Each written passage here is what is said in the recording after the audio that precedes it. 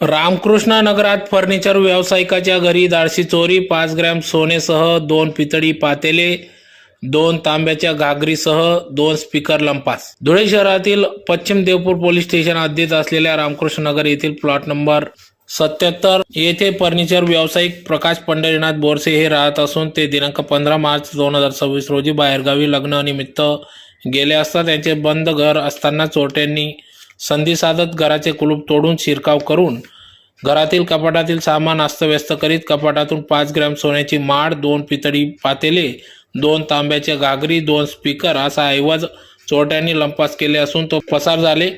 सदर घटनेची माहिती मिळताच या ठिकाणी पोलीस निरीक्षक कापडणीस पोलीस पथकासह घटनास्थळी दाखल झाले होते. तर यावेळी श्वान पथक ठसे तज्ञांना देखील पाचारण करण्यात आले. तर घटनेचा गुन्हा दाखल होण्याचे काम उशिरापर्यंत सुरू होते. माझं नाव नयन विजय बोरसे.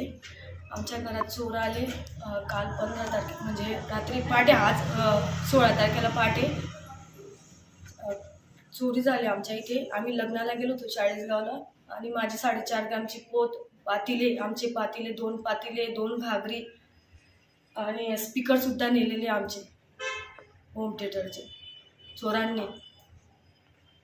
आम्ही पोलिसांना कळवलं आणि पोलिस आले, त्वरित आले, चौकशी केली आमच्या घराची. त्यांनी फोन केला समोरच्या. तरी पोलीस लोकांना आम्ही खूप विनंती करतो की आमचे चोरीला जे गेले ते आम्हाला परत वापस मिळावं.